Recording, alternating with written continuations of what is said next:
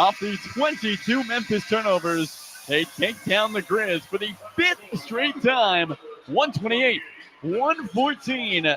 The Clippers with 5 guys with 14 or more points. Dunn, a season-high 14 points and 5 steals. Norman Powell with 18. Kawhi Leonard with 25 and 18 from James Harden. 10 assists, 2 rebounds away from his 3rd triple-double. 15 off the bench from Amir Coffey in 18 minutes. Boy, those per 36 minutes are looking pretty good for Amir. The Clippers win the season series against Memphis. They will see them once again in this building on March 21st. Big-time win for the Clips over the second-best team in the Western Conference. A stinking victory with one more before All-Star as they will head to Utah right after this one. Our final score, one more time, from Intuit Dome. 124-114. Adam Osmond going to take it away after this. Daniel West back in the studio. It's all yours. Clippers get the win over Memphis and improve to 2-0 on the season against the Grizz. We'll see you on the flip side on your Clippers Audio Network. Welcome back, Clipper Nation. Big victory by your Clippers in the second half. Pulling away to win by 14. Led by as many as 24. Complete domination in that third quarter. That's one of the best quarters this season. Maybe the best. They won it 36-21. They were up by 3 at the half. That was really impressive. Kawhi looked good. Not great. Not superstar Kawhi yet. Well, we're getting there. This was progress to me. 25 points on 19 shots. Not as efficient as he can be, but he just missed some shots that he normally makes. He's missing long most of the time, guys. And he brought up the ball a ton in this game. Got to just over 34 minutes again. Definitely didn't look as gassed as he looked the last 3 or 4 games after 3 days off. Can definitively say that. Did start 0 for 3. So what, he's 9 for his last 16. That's about 50%. Yeah, I mean, and he missed some really good looks. I honestly think there's a lot of fine-tuning going on with his conditioning and therefore his shot. But he looks fluid. Now, is Toby going to be in here? Or is he still going to say, well, it's not the same, blah, blah, blah. Who's going to own it? Got you. Thank you. Anybody see a cap to a pen? Oh, there it is. You got it. Clippers talk. What we going with here, Daniel? Done third quarter?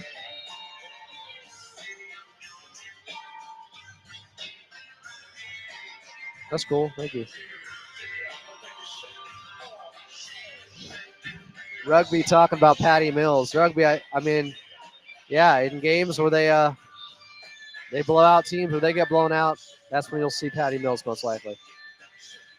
But I'm overall encouraged by this, guys. I am. How can you not be?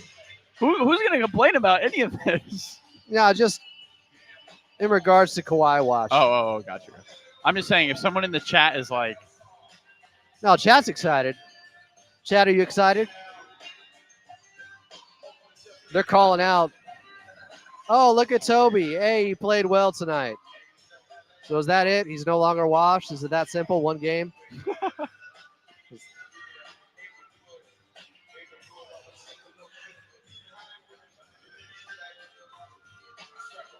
Clippers get 25 from Kawhi, led by as many as 24, and win 128-114 over the Memphis Grizzlies here at Intuit Dome.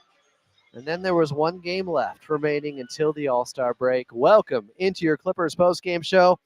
I'm Adam Oslin. Coming up, we got second half highlights, your post-game box score, and more. But first, back over to your radio voice of the Clippers in Carlo Jimenez. So, Carlo, let's start with Kawhi Leonard here. Looked much better after 3 days off, just 2 turnovers. They both came in the fourth quarter. Was still moving well out there. And after missing his first 3 shots, he was 9 for his next 16. Just looked more like that aggressive Kawhi that can be a superstar that leads you once again. Yeah, 100%, Adam. I mean, he was able to get to his spots throughout the night. A couple of nice dunks, too, from Kawhi. I know Clipper Nation loves to make sure Kawhi is able to have that bounce to get to the rim with ease, and he threw down a couple of nice hammers for the Clippers today. Just felt like, Adam, he had no issue playing his game. Now, whether the shots fell or not, I'm not too worried about, but Kawhi got to his spots. He got downhill. He was aggressive in the lane.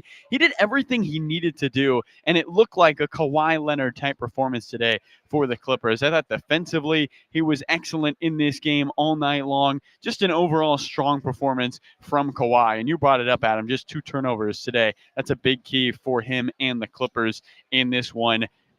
Great all-around performance for the Clips. You get 5 guys with 14 or more points in this contest, and really everyone contributed. And you mentioned it, but Ty Lue's kind of playing around with lineups right now. There's not a lot of continuity to this group in terms of who's able to play with who, but there was one lineup that really stood out to me.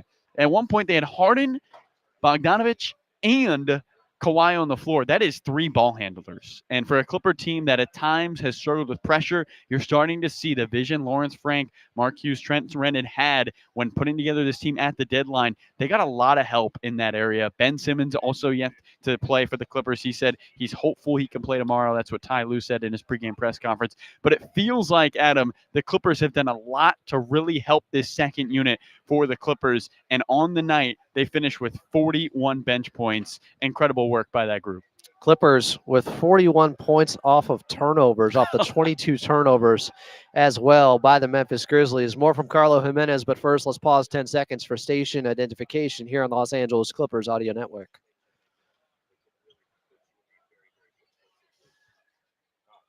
You know what? Why not more from Carlo right now? You know what? I got a flight to catch, but I'll hang out. Carlo, I think another interesting move from Coach Lue. You mentioned having more ball handlers out there.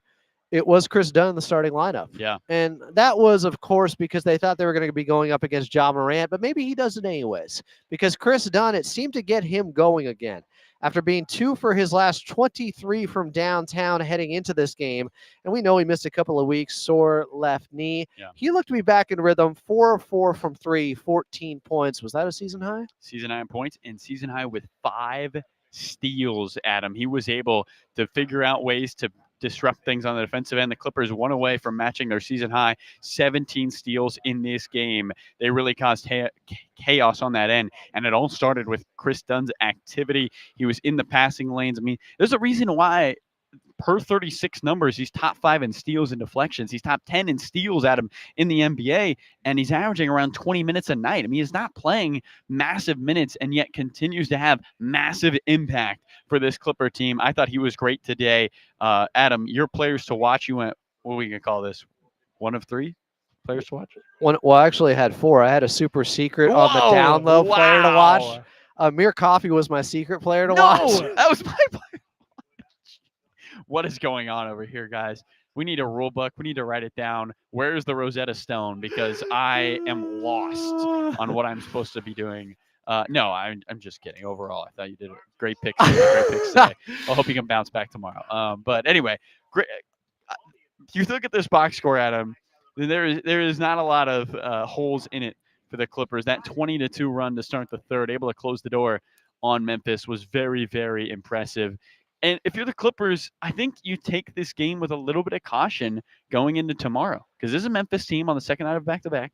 This is their final game before All-Star. That will be the Clippers tomorrow in Utah against a Utah team that just got a big-time win over the Lakers. Now we'll see, are the Jazz resting their top 3 scorers once again? Probably. The trend would tell you they have done it all month. They've done it the last 2 months with Kessler and Markkanen. They'll probably do it tomorrow. And you just want to get out to a hot start and get to All-Star break. James Harden was talking to Lauren Rosen earlier, and he said, we want to walk into All-Star break with some swag. This is a win over the 2 seed in the West. That's a little bit of swag. If you can take down Utah with ease, I think a 3-game winning streak, 8 games above 500, cementing themselves in the 6th seed, no matter what happens tomorrow. But still, in that 6th seed in the West at All-Star break, Adam, with Kawhi Leonard playing 15 games. I mean, listen. Lawrence Frank said it press. He said, a lot of people outside this building did not have expectations for this team. We had expectations for this team, and the Clippers have met, I believe, through this stretch so far. Ty Lue will tell you he's been happy with the way they've played, and now he's got a chance to build an offense around a team that looks really, really strong here with Bogdan Bogdanovic. Do you want to steal the ID since I stole your player to watch? No, it's okay, Adam. We can do it together. Ready? Let's Pause pause 10 seconds for station identification here on the Los Angeles Clippers Audio Network. That was money. Smooth. Smooth like butter.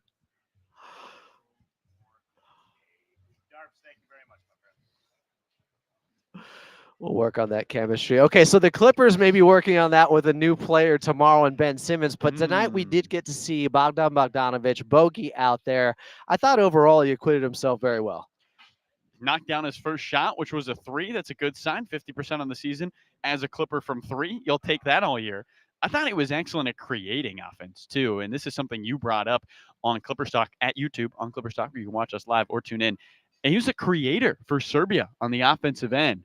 And so his ability to get downhill, to find guys in the paint, I thought was just so impressive, to handle a basketball with ease, and also a competitor on the defensive end. A couple of fouls, but he was contesting time and time again. Great stuff from Bogey. We'll continue to watch Bogey ball. I'm unsure if he'll play tomorrow, Adam. He did say he was good to go, but obviously still returning from conditioning. So interested to see if he's able to take on the Jazz. Nonetheless, just a great win for the Clippers today. Everyone contributing. They were able to, again, they've only won 5 games all year when an opponent has made 15 or more threes. Memphis shot 50% from 3, 18 for 36. And the Clippers won by 14. It didn't even matter. Hey, you look at this box score and you see a team knock down 18 threes. And if you didn't see the final score, you would assume that team won the ball game. Seriously. But then you look at 22 turnovers leading to 41 points. And that's how the Clippers were able to overcome those 18 made threes by the Memphis Grizzlies. They win 128-114 here at Intuit Dome. Last game here till March 5th. Clippers going to have to be road warriors for a bit, starting with their final game before the All-Star break tomorrow in Utah. Tip-off at 7. We'll have your pregame show starting right here at 6. Carlo Jimenez, great call as always. Let's do it again tomorrow. Let's see if this team can close out the pre-All-Star break the right way. Big time opportunity for the Clips to enter All-Star with some swagger. We're going to find out if we can do it tomorrow. Don't miss that one. And Adam, we got one more before All-Star. Let's go! Coming up next, second half highlights. Clippers win big over the Memphis Grizzlies as they pull away and win 128-114 here at Intuit Dome. We got your second half highlights and your post-game box score next right here on your Los Angeles Clippers Audio Network. That's chemistry right there. I thought we nailed it. Thanks, Daniel.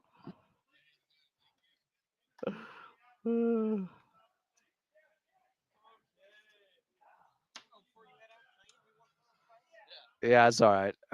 It's all good. I didn't go to it right away, so I'll take the L. Stand by, Adam. I got to do something real quick. What?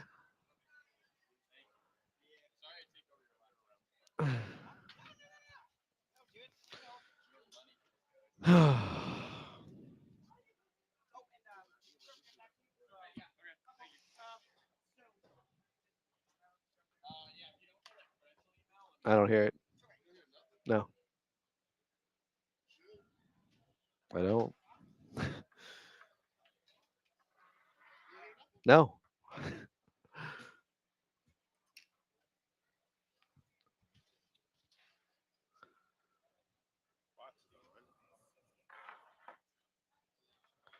I didn't touch nothing on this side. I just can't hear my headset. It looks like it's going to my computer still. Check, check.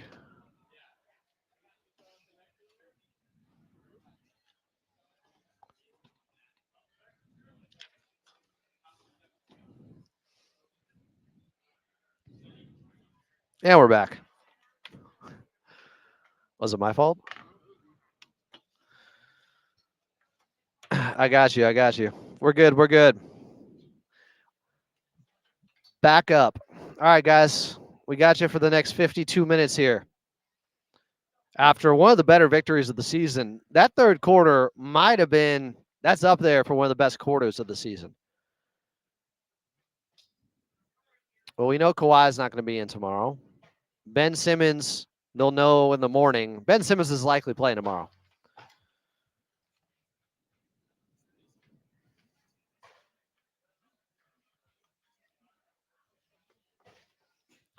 Clippers outscore the Grizzlies by 15 in the third and pull away to win, 128 to 114 in the second half.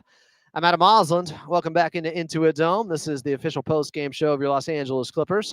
Still to come, your final box score and Clippers talk. If you want to get on early, 866-987-2570, 866-987-2570. Clippers led 66 to 63 at the half, 24 minutes in. But then in that third quarter, they erupted. And how about Chris Dunn finding his shooting stroke?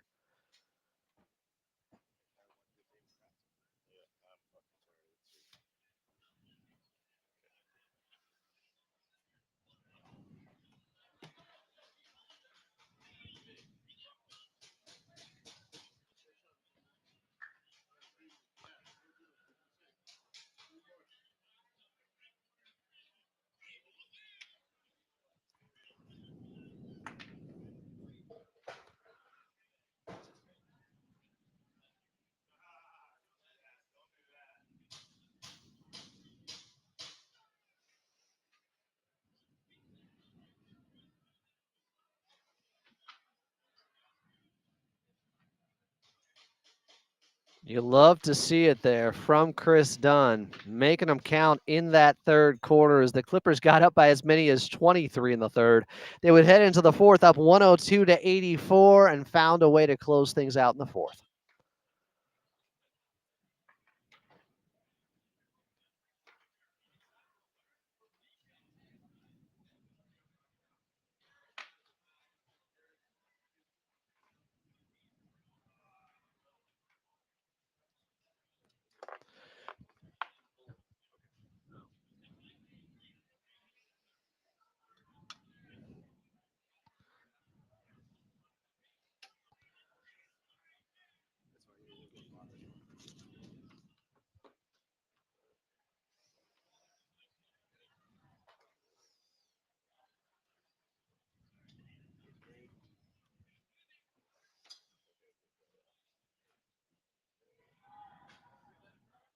Kawhi with the cherry on top with that dunk, and the Clippers would win 128 to 114 over the Memphis Grizzlies here at Intuit Dome. And their final game before the All-Star break is tomorrow night in Utah. More on that, plus your final box score, coming up next. I'm Adam Osland, and you're listening to the Los Angeles Clippers Audio Network.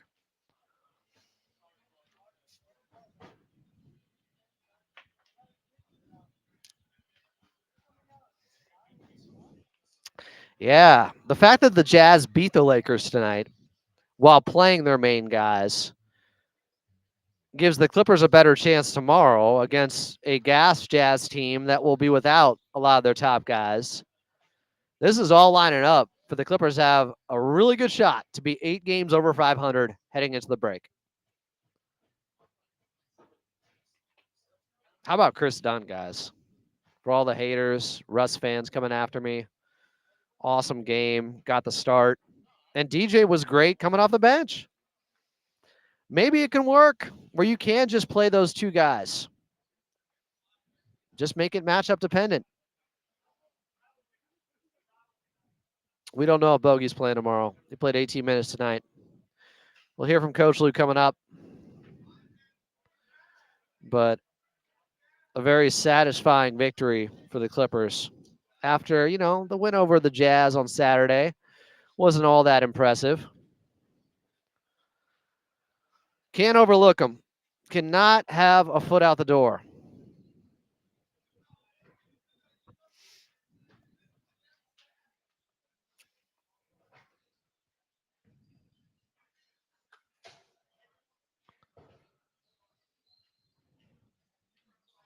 As Kawhi is out for tomorrow. We know that.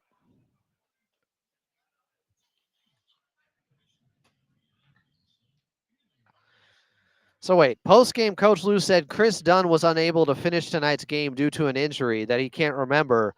But Coach Lou says that Dunn should be fine for his return to Utah. So I guess he's okay. False alarm. Dunn's all right. If he's good to go against Utah, I think we're good. Funnier from Matt Warren, the Nets beating Philly or Utah beating the Lakers? I'll go with Utah.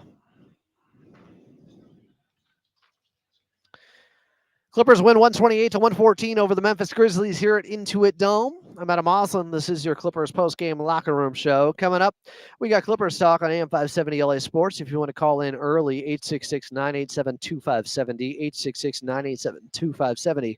Clippers ended up shooting 51% from the field, 13 of 35. That's 37% from the outside. And they overcame 18 made threes on 18 of 36 shooting from the Memphis Grizzlies. That's 50%. To win big anyways. Clippers led by as many as 24, and the difference in this ball game, Memphis had 22 turnovers, and the Clippers turned that into 41 points. That is more than twice as many points they get off of turnovers per game at 19. 41 points off of 22 turnovers is an insane number. If it was 25, that would be fine. 41, that's how you overcome a team hitting 18 three-pointers on you. Also, the Clippers went 21 of 22 at the free throw line, guys, where Memphis was just 8 of 15. It ain't pretty, it ain't sexy, but you can win games with the charity stripe. Clippers are led by Kawhi Leonard. I had him on Kawhi Watch. He was a plus 25, and he had 25 points on 9 of 19 shooting, 2 of 6 from the outside, 4 assists, just 2 turnovers. They both came in the fourth quarter when the Clippers were up big. Rest of the starters, all in double figures. Zoo eventually got more involved, especially in that third quarter where he had 8 of his 12 points, but 12 and 13. And Jaren Jackson Jr. just had 13 and 6 in the game. Now, they weren't guarding each other the entire time because you know who was on Triple J a lot? James Harden. He'll never get credit for it. Nobody's going to bring it up. His post defense is really good. Him guarding Triple J, that needs to be talked about more. Like, he does this sometimes, and he still gets labeled, a terrible defender. He had 18 points, 6 of 18 shooting, 2 of 7 from 3, 10 assists to 5 turnovers. You don't love that ratio, but his defense was really good. Chris Dunn, 14 points, season high, 4 of 4 from 3. He came into this game 2 for his last 23 from the outside. Norman Powell had 18. He has scored at least 17 points every home game so far. He'll be in the three-point contest, just 1 of 5 from the outside in this one. Off the bench, Amir Coffey, awesome with 15 points. 4 of 9 shooting, was getting some and ones. He had 7 free throws, 7 of 7, led them, getting to the charity stripe a lot. Bogey ball, 3 of 4, knocked down a 3. His first shot he took as a Clipper, he hit on the right wing, finished with 7 points. Also had a nice layup on Desmond Bane. Derrick Jones Jr. with 9 points off the bench. So they bring in Chris Dunn for better point of attack defense on smaller guys. And the Clippers didn't skip a beat. Didn't miss a beat. Derrick Jones Jr. was really good with 9 points. Had some big throwdowns. When he missed a dunk, he got the putback. Clippers win 128-114. Clippers next game, final game before the All-Star break tomorrow night in Utah. Tip-off at 7. Pre-game show starting at 6. Outside of Los Angeles, we are leaving you until then. But coming up next here on AM 570 LA Sports, do not go anywhere. It's Clippers Talk next.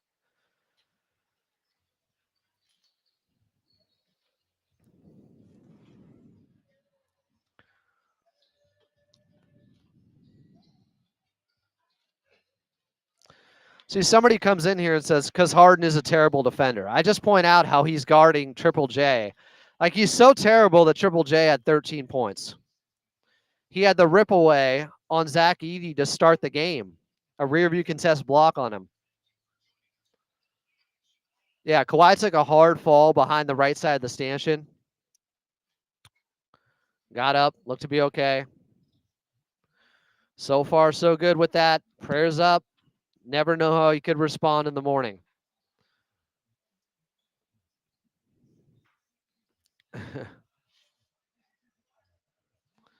The Kawhi's of March, says Matt Warren.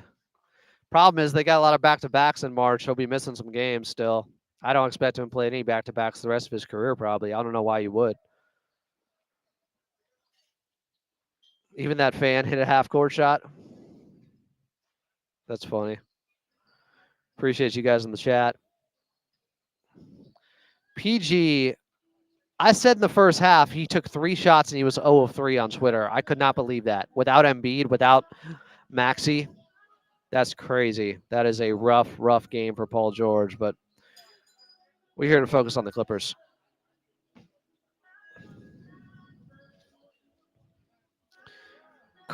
James Harden is a legit good post or paint defender because of his size and quick hands. He always has been. I mean, he has led the league in steals before. The most accidental half-court shot I've ever seen. Yeah, kind of. Bogey's going to fit in real nice. That 3, I believe, was off a slip screen that he hit to start off his Clippers tenure. What's up, Jack Coughlin? Got you, Daniel. Guys, the number is 41. Clippers got 41 points from their bench and 41 points off of turnovers. I think there's a good Dave Matthews song called 41, number 41. Yeah. It's on the Crash album, I want to say. Or no, is that the Secret song? It's been so long.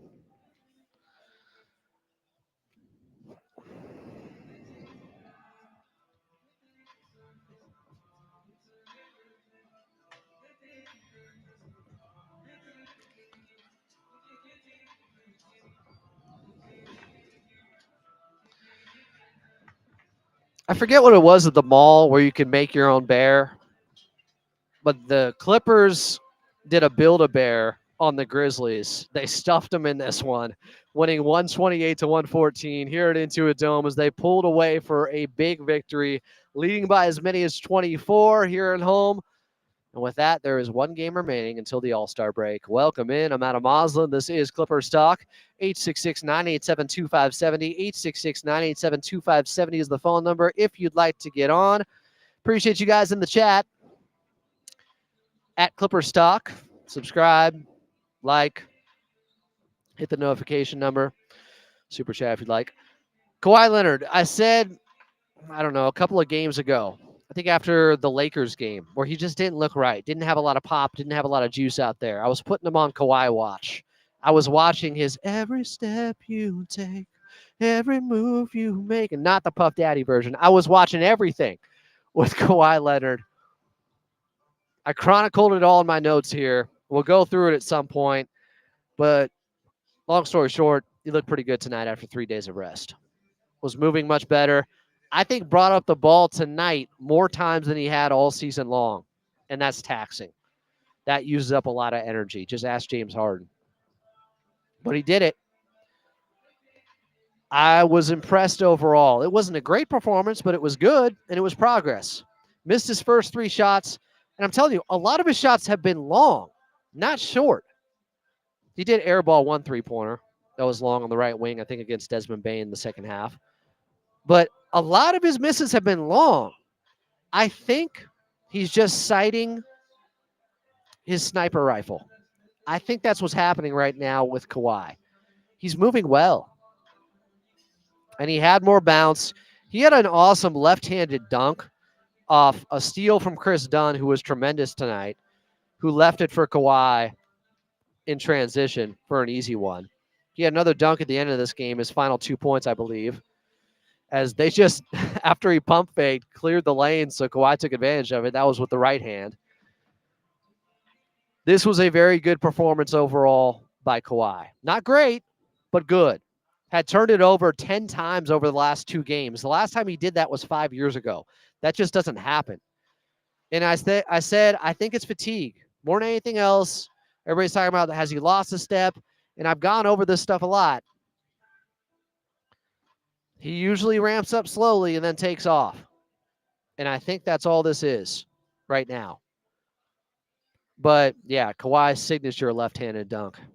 That's what he does with those big mitts of his. I needed to see what we saw tonight from Kawhi. This was progress. Because why do I focus in on this and put him under a microscope? Because the Clippers' hopes of competing in the Western Conference all ride on having an all-NBA version of Kawhi, a guy who can be a top 5 or play at a top 5 level most nights. That's what it comes down to. So he started things off missing a 3 on the left wing. Then he had a steal on Bane, went the other way, but didn't look comfortable finishing it. Kind of waited there to be fouled. Then he had some defense on Luke Kennard, who did hit a 3 on him after Kawhi cheated over to help somebody else, then came back, thought he'd get back in time. He was there, but Luke Kennard is a dead-eye shooter. Then he missed a 3. Then a Kawhi midi went in and out. So he misses his first 3 shots. Kawhi then hits a 3. I think his first bucket of the ball game on the near side corner after there was a 13-0 Memphis run, because the Clippers were up 9-0, and Memphis came storming back. And by the way, they weren't missing from 3. They started 8 of 10. They finished 18 of 36. That's 50% from 3. How'd the Clippers win, you ask then? Well, they caused 22 turnovers and turned those turnovers into 41 points. That is an incredible number. But it's a perfect storm of factors. You have a team that's second in the league in points off of turnovers per game, just about 20 with the Clippers. This is what they do. And then a team that's second in terms of most turnovers per game in the Memphis Grizzlies. Those two things played out as you would expect. Plus, they didn't have Ja Morant. They were on a back-to-back. Clippers probably took advantage of some tired legs like you should. And they got 41 points off of turnovers. That is, they doubled their average points off of turnovers per game today. So back to Kawhi. He hit a midi then on the right elbow over Zach Edey in the first quarter. Second quarter, midi on the left elbow. Kawhi floater with an and one. So now he's up to 12 points. And after missing his first 3 shots, he had hit 4 straight buckets. Then he missed a fadeaway in the second. He missed a right elbow jumper. Had a steal, but missed a layup, and Amir had the putback. Then Kawhi played some free safety and walked down his defender. I can't remember if it was Kennard or Wells. He had a smaller guy on him, and he just walked him down after he had that big steal playing free safety. He took it the other way, saw he had the mismatch, backed down his man, turnaround mid-range shot, money. Missed a left elbow, long. Then Dunn had those multiple offensive rebounds, eventually leading to a Dunn 3 in that possession where Kawhi missed it there. Third quarter, Kawhi fadeaway. Then a layup he couldn't get on Edey, but the movement was really good to get by his man, get to Zach Edey. He just couldn't get it to go. I mean, Edey's a big body. He's there for rim protection. Then there's the Kawhi left-handed dunk off the steal from Dunn. So that was in the third quarter where Dunn unselfishly left it for Kawhi. That was awesome to see there.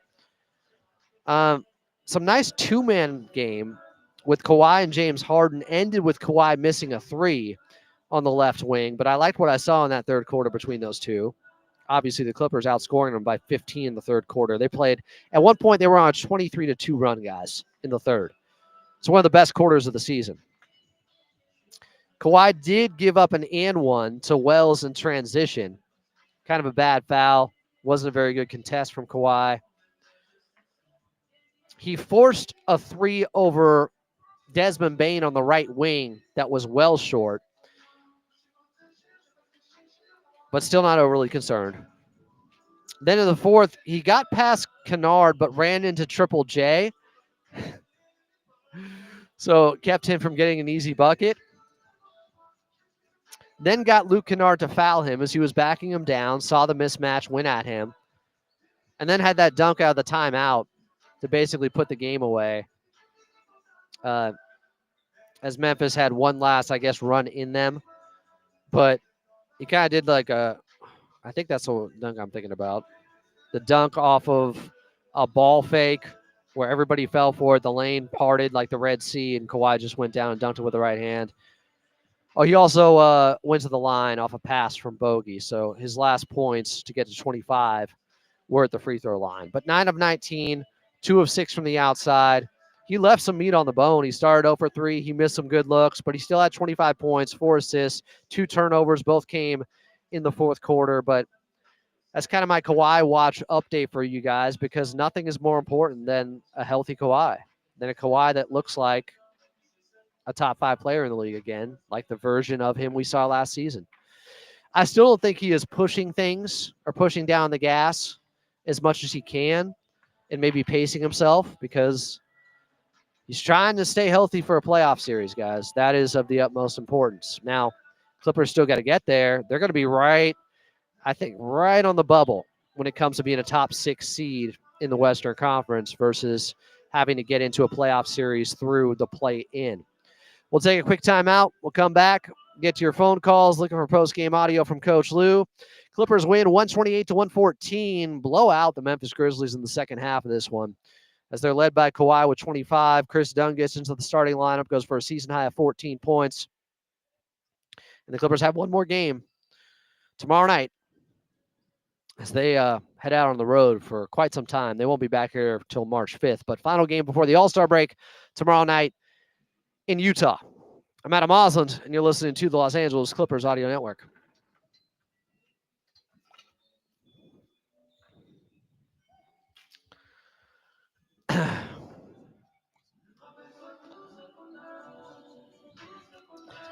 How was that? Did that Kawhi watch breakdown work for you guys?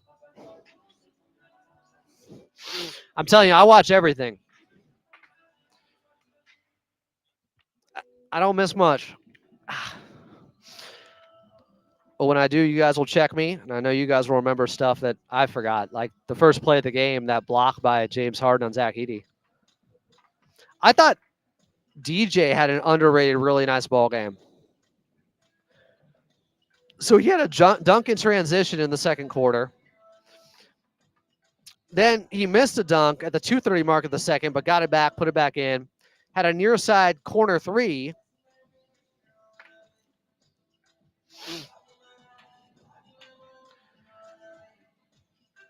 All of a sudden, you get bumped out of the starting lineup, and Coach Lou said it would be matchup dependent with him and Chris Dunn. And he liked Chris Dunn's matchup against Memphis. Now, we didn't know John Morant wasn't going to play. That was kind of a game time thing. We found out about 20 minutes before tip-off. So that was specifically the guy you had him out there for, and that made sense because they won that game in Memphis, and Chris Dunn was great. That was without Kawhi.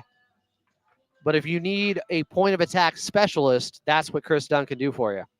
And now if he's hitting threes again, he is more than due, guys. 4 of 4 in this game after being 2 for his last 23 from the outside. If Chris Dunn gets his confidence back, because that's all it is, it's not like that takes a lot of athleticism. It's not an energy thing. It's just he's in his own head probably from threesome when you're in that deep of a funk. I wonder how much he brought up his three-point percentage after this one game. Let me see, because I doubt it's updated yet on Basketball Reference, so then I can check it again tomorrow and be like, oh, went up that far. Come back from break.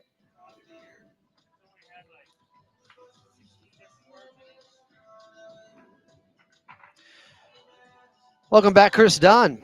I know it wasn't his first game back from injury after he was out for a couple of weeks with managing that left knee, but tonight was the real version of Chris Dunn. It was the most comfortable he's looked in some time, and wasn't just the defense, and he ended up with 5 steals in this ball game. Just incredible point of attack defense and just being a disruptor out there and setting the tone. There's so many good things that happen for you when Chris Dunn is playing like this, and when he's shooting like this, I think it works hand in hand. It gives his defense more confidence. It's just he was brimming with confidence, as Brian Seaman would say out there. But 5 steals is incredible in a game where the Clippers had 17, and over the 22 turnovers the Memphis Grizzlies had, the Clippers turned that into 41 points. They win 128-114 here at Intuit Dome over the Memphis Grizzlies. Welcome back into Clippers Talk. I'm Adam Osland. 866-987-2570 is the phone number. So I want to see fun with numbers here. What Chris Dunn is shooting now in the season after a game where he goes 4 of 4 from 3 and just how much that could raise his overall percentage. So he's taken 134 threes, or he had heading into this one. He hit 40 of them heading into this ball game. And again, he was 2 for his last 23 from the outside. That is .299, so just under 30% from the outside. So now, if we go 44 for 138, now he's at about 32%. He almost raised his three-point percentage by 2% in one game. That's how it works when you don't shoot a lot of them and they're on low volume. I hope he can keep it going, though. It sounds like Coach Lue was joking about him being banged up, but expects him to be ready for tomorrow's game against the Utah Jazz. And now we'll see what happens with lineups and rotations and how much more he plays the matchups with whether or not he starts DJ versus Chris Dunn. And congratulations to James Harden, by the way. He is now 13th on the NBA's all-time scoring list. He passed up Hakeem Olajuwon, the dream, in this ball game. James Harden, 18 points, 10 assists, and played some really good defense on Jaren Jackson Jr. Yes, nobody else is going to point that out. He was his primary defender. And Triple J, who's an all-star this year, had 13 points on 5 of 12 shooting. Because Zoo was playing Edey and Kawhi's just coming back from injury, they had him on Luke Kennard. They had James Harden on Triple J. This is not the first time. Y'all need to show him some love for that. All right, let's go to the phones, man. Let's go to Ryan in Santa Ana. Ryan, you got 30 seconds here on Clipper Stock. Appreciate you. What's up?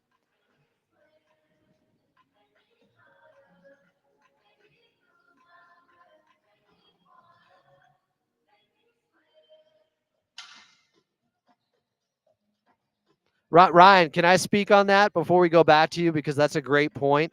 Because no, but we'll go back to you. I'll give you another 30. So Ryan's bringing up what a great adjuster Coach Lue was in the second half. And he shuffled a lot of lineups.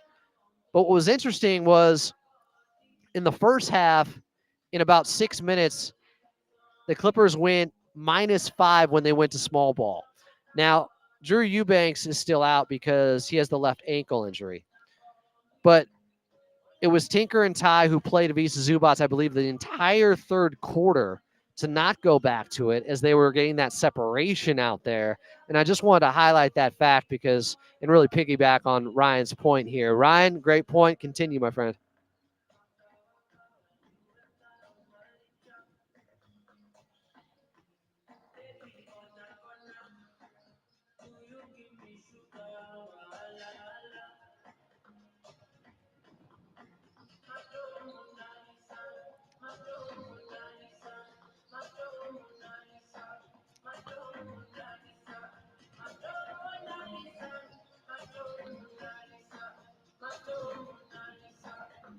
Yeah.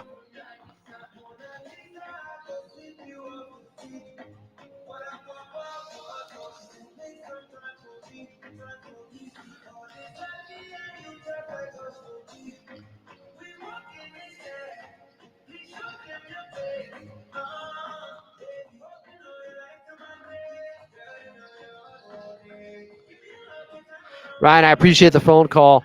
Here's the thing I'll say about Ivica Zubac only having 12 and 13. He was 5 of 7 from the field. When he got the basketball, he made the most of it. He just wasn't getting it a lot. And I'm not going to overly criticize it because the Clippers had 66 points in the first half. So Zubac only gets one shot up in the first half. He makes it. But I can't overly criticize that when obviously they were scoring. But then in the third quarter, and I said this right before the quarter started, Carlo asked me what adjustment I wanted to see, and I said, get the ball to Ivica Zubac a little bit more. Well, he ended up with 8 of his 12 points, in the third quarter. They started to feature him more. He made it look easy. I think it was there all night from Ivica Zubac. They were just going to other points in their offense out there. Let's go to, who do we got? Mike in LA. Mike, quickly here on Clipper Stock. What's up, Mike?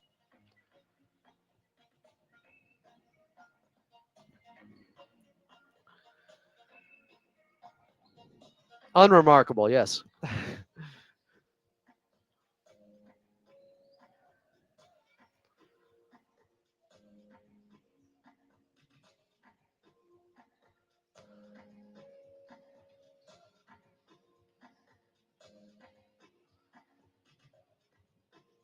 No, I agree with you, Mike. It's a good point. Like, their floor is pretty high right now because those are very solid games. Zoo with 12 and 13, Norman Powell with 18 points on 14 shots. And we look at it like, maybe they didn't really have it tonight. No, those are good games. Those are solid games. And you're going to get less shots now. Kawhi's out there, and he took 19 tonight. James Harden, he's the second option. I mean, a lot of nights he will be. He took 18 shots. This is figuring out how many mouths you have to feed and working that out and building up chemistry. But when you see other guys still contribute and be efficient out there, that's fine. Even though the overall numbers are down, as long as the efficiency is there and the flow of the offense is good, and it was tonight, it's okay that Zoo and Norm, weren't featured as much. Everything was working for the most part for the Clippers, who did have some bad turnovers in the fourth quarter and got a little bit sloppy with it, was kind of skewed the numbers tonight. They ended up with 17. I want to say maybe 5 of them came in the fourth quarter alone. Yeah, guys, actually, it was 8 of their 17 turnovers came in the fourth quarter. And a lot of them were just careless. They only had 9 turnovers heading into the fourth. Was that, Mike? Yeah, 8 of their 17. I knew they were good with the basketball for the most part. They just got sloppy in the fourth. I appreciate the phone call, Mike. We'll take a quick timeout. We'll get back to your phone calls. I'm at a Moslin. Clippers win 128-114 over the Memphis Grizzlies here at Intuit Dome. Final game before the All-Star break coming up tomorrow against the Utah Jazz. Tip-off at 7, pregame at 6. More Clippers talk next here on AM 570 LA Sports.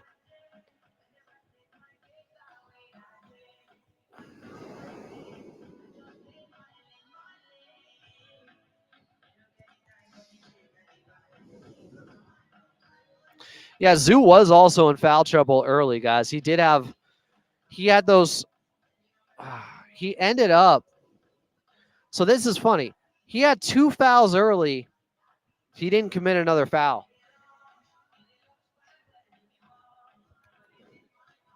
So he probably wasn't being as aggressive at times defensively. He was still good. He had a block, I believe, in the fourth quarter on Desmond Bane. It was nasty. But yeah, this is a good point. This is why I need you, chat, Adams family. Clifford brings this up. He got those 2 fouls early, but Coach Luke kept him in. And I love seeing that because they didn't have many options. And sometimes if a guy picks up 2 fouls right away, the refs won't always, they'll be a little bit more hesitant to give him that third. They'll let him get away with a little bit more. You see it all the time with Derek Fisher.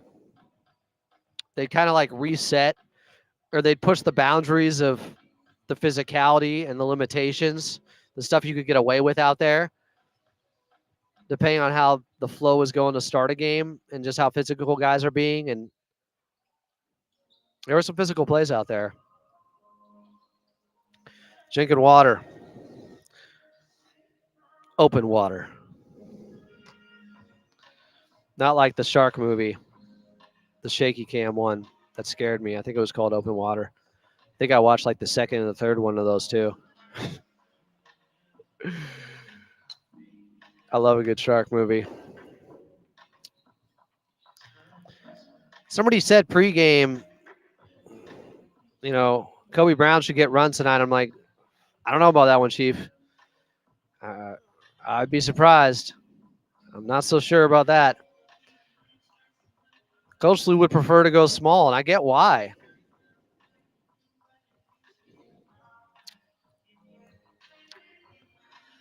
Clippers win 128-114 over the Memphis Grizzlies here at Intuit Dome. Last game here at Intuit Dome till March 5th. I believe we just have 12 more regular season games here, guys. So come in, cheer loud, get a seat at the wall, enjoy it because the season goes by quickly. And this is your new and really first home here And the home court advantage was real tonight. Guys, the Memphis Grizzlies were 8 of 15 at the charity stripe. Meanwhile, the Clippers, 21 of 22. Their only miss came from Norman Powell, who's going to be in the three-point contest. You do not want to miss that coming up this weekend on Saturday night. The NBA, that was a huge omission not having him in the three-point contest last season when he shot 44%. Carlo brought up how, I joked pregame, I said, they could have two guys in with Amir Coffey. He's been shooting it from 43% on the season, just like Norm from three. And Carlo brought up how he's 7th in the NBA in three-point percentage, Amir Coffey, and there's 10 guys in the contest. So, yeah, he has a case. But it took Norm a year longer than it should have. Maybe it'll be the same thing with Amir Coffey here if he can duplicate this next season. Some people in the chat talking about Kobe Brown not playing. Guys, Kobe Brown's defense wasn't good his last time out. He struggled Saturday night. George got a couple of buckets on him. I know he was 3 for 3, but maybe Kobe Brown plays tomorrow if Drew Eubanks is not available, because they will need more backups. And Ben Simmons slated to play tomorrow. We heard pregame. That's the plan. As long as he feels good. And he felt good. He said yesterday at practice, but he's not playing back-to-backs. If you guys aren't aware, Ben Simmons has had back surgery. He's had serious injuries in the NBA. I know a lot of people bring up the mental side of the game, and they think he's scared to shoot or get layups out there. And it's like, well, I understand what happened in that Game 7 against the Atlanta Hawks and him electing to pass it when it looked like he had a wide-open layup. And then he got crushed post-game by his head coach and Doc Rivers, which probably hurt his confidence as a young player. And he's been going through it. And I think this is a great situation for him. He still has plenty of athleticism. In fact, I had a guy on for the Brooklyn Nets perspective on just what they've seen from him over the past few years yesterday on Clippers Talk on the YouTube side. You guys can definitely check that out. But he's looking more explosive this season. He's had some big dunks. So I'm really excited for this acquisition with Ben Simmons because I think he offers Coach Lue a lot of the options that he's looking for his small ball, which is he's got a guy who can play small ball 5 that can pass in Ben Simmons. Now, maybe he doesn't guard the other 5s on the other end. Maybe that's Nico or maybe that's Kawhi, but he could be the dunker. You could play 1 in, 4 out, put 4 shooters next to Ben Simmons, and maybe he passes out the low post or the high post. There's just brings the ball up the floor. There's a lot that he can offer. Optionality, versatility. I think this is a really intriguing move by the Clippers. And along with Bogey tonight, who looked good, who took Desmond Bane off the dribble for a basket. He hit a mid-range floater, but it was after the shot clock. He hit a 3. There were good defensive possessions with him. He definitely works on that end. So you have 2 guys that, and the reasons you were able to get them is, one, Ben Simmons gets bought out by a team that's tanking. Let's call it what it is. They're playing capture the flag in Brooklyn right now. They don't want to be good, so they take away their best passer, the guy with vision out there. He was making $40 million. He's not that level of star anymore. He's had injuries, and I think he lost confidence at some points in his game. But getting him on a buyout, a player with that much upside, now we're talking. And then same thing with Bogey. The only reason they were able to get Bogey is because, well, he's a year removed from finishing top 5 in 6 Man of the Year voting and getting 17 points a game last season. And the reason they were able to get him is because he's just having a down year. He's played just 24 games. I think he's only attempted like 150 threes versus like 600 last season. Yeah, he was taking like 8 or 9 a game last year. So he's having a down year, and that's why you were able to get him. Ben Simmons, his career hasn't been on the upward trajectory, so that's why you're able to get him. But both these guys have shown a lot. If they can get them right, if they can get them healthy, if they can put them in the right positions out there on the court, you got something. You got a couple of guys that make you a much better ball club, I think, that can raise your ceiling. Bogey can swing a playoff game.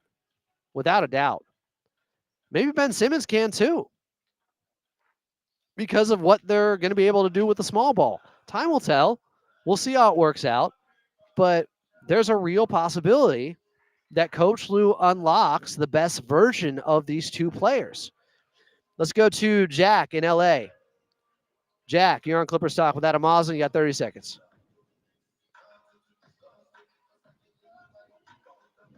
Oh, is this the great Jack Coughlin? Jack, what's good, my friend? I know you're at the game tonight.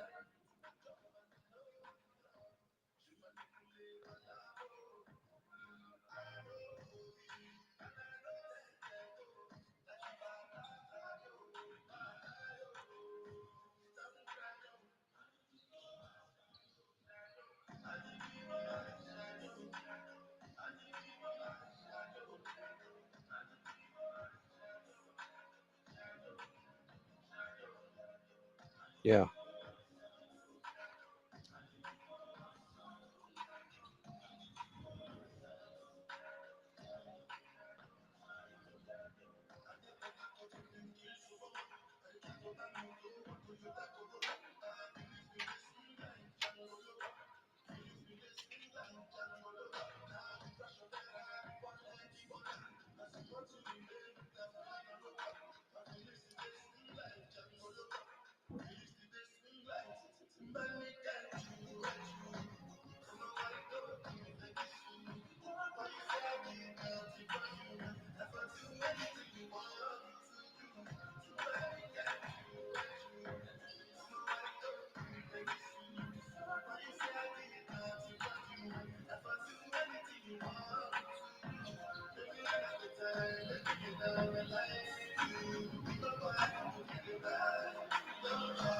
I got you, Jack, and I appreciate the phone call and the love, my friend. And hopefully we'll see you back here on March 5th when the Clippers return. But I think it's a really good question. So what was going on during the 3-game losing streak? Well, I think a lot of it was the opposite of what we saw tonight, where the Clippers weren't creating turnovers from the opposition. You look at the game against the Toronto Raptors, they only had 12 turnovers. Then there's the game against the Lakers where they got blown out by 25. It was their worst loss to the Lakers in 15 years. And the Clippers, once again, they only got 14 turnovers on the Lakers, and some of those came after they were already down big. They weren't playing a Clippers brand of basketball. 20% of their points come off of turnovers per game. They're averaging about 20 points off of turnovers. They need those easy buckets. And it tells you, it's kind of a barometer for how their defense is playing. If they're creating a lot of turnovers, that means their intensity is there. That means their ball pressure is where it needs to be. They're getting into guys' airspace. They're making life difficult to dribble the basketball. And then tonight, they get 22 turnovers against the Memphis Grizzlies. Now, they do turn the ball over, the second most in the league. And the Clippers typically, they're second best at generating turnovers in the league. That's what they do. They got back to it tonight. 41 points off those 22 turnovers after a string of games where they weren't doing that. And it just didn't look like Clippers basketball. It didn't look like the team that has been top 2 defensively throughout most of the season. I mean, the Pacers game, they only had 7 turnovers against the Clippers. It is a necessity for this Clippers team to get you to turn over the basketball. That's how they get easy points on the offensive end. So good question by Jack. We'll take a quick time out here. I'm Adam Osland. You are listening to Clippers Talk after they win 128-114 and really handle the Teddy Bears, the Grizzly Bears, the Grizzlies tonight, the Memphis Grizzlies tonight here at Intuit Dome. Hey, they were on a back-to-back. They didn't have John Morant, but the Clippers really turned up the gas in the second half of this one. It was good to see, and Kawhi led them with 25 points, second most he scored in a game so far this season. Final segment coming up here on AM 570 LA Sports.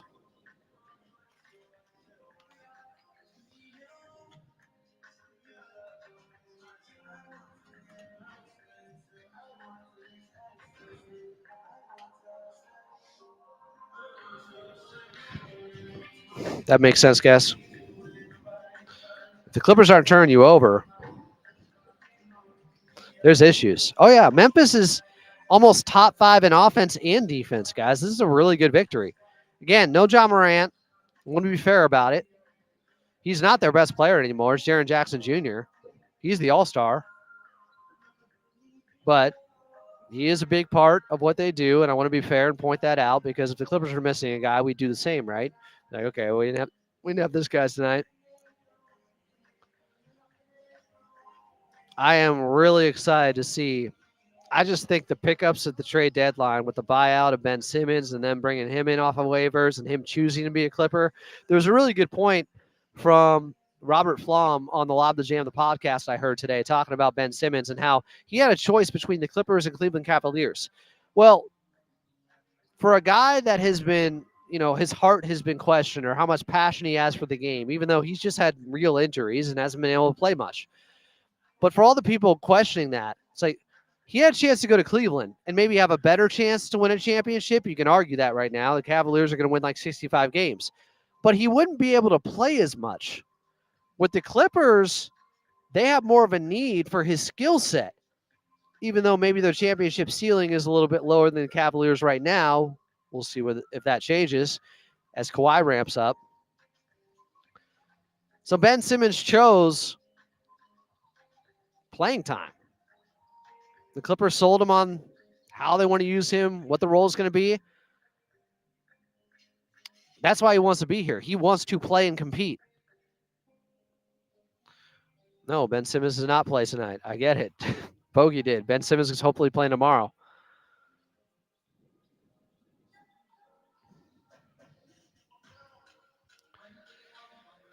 Clippers just beat up on a Memphis Grizzlies team that is 5th offensively and 7th in defensive rating on the season. The Clippers led by as many as 24 after being down by as many as 12. They win 128-114 here at Intuit Dome. Welcome back in. I'm Adam Moslin. This is Clippers Talk on AM 570 LA Sports and on the YouTube side at Clippers Talk. Appreciate you guys.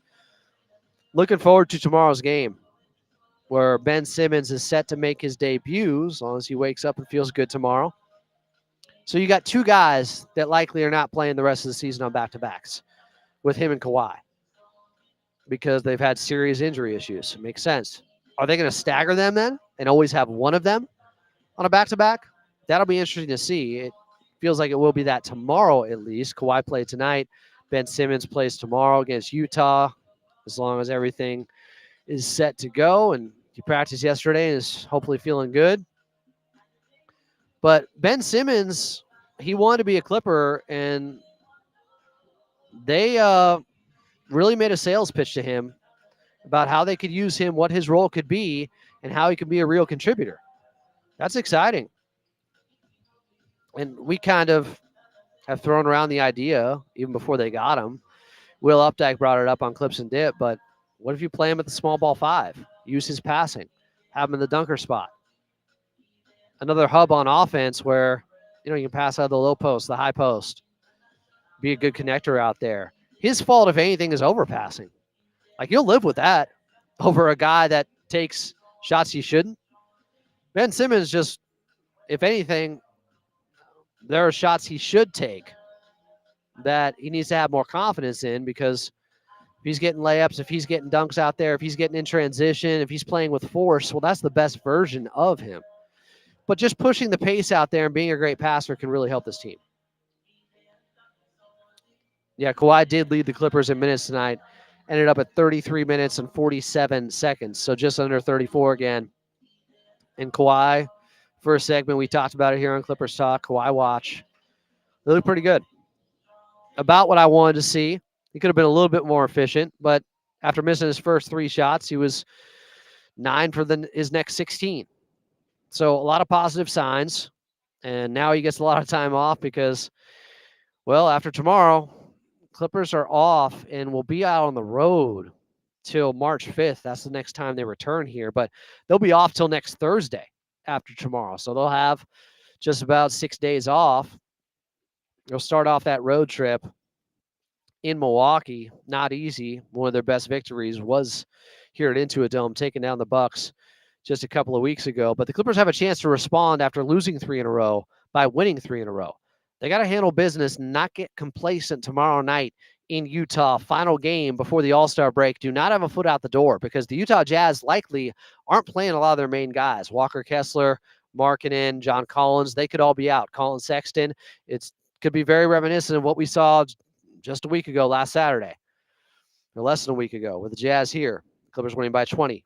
But that game was too close for comfort early on, and Jordan Clarkson was unconscious from 3. They had 8 in the first quarter. Clippers dealt with some of that tonight. Memphis started 8 of 10, shot 50% from 3. The Clippers withstand it because they get 22 turnovers from the Memphis Grizzlies, leading to 41 points and win 128-114. Before we get out of here, I do want to thank the Clippers organization, Ralph Lawler, Brian Seaman, Noah Eagle, Carlo Jimenez on the call, Daniel West back in the bank, our producer, our head engineer here at Intuit Dome, Big Brother Jake Warner. I'm Adam Oslin. We'll be back tomorrow night starting at 6. Clippers in Utah taking on the Jazz. We will talk to you then.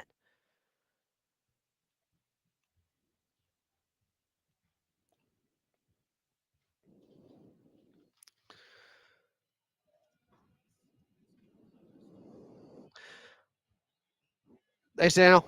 Have a good one, bro. Talk to you guys tomorrow at 6, guys.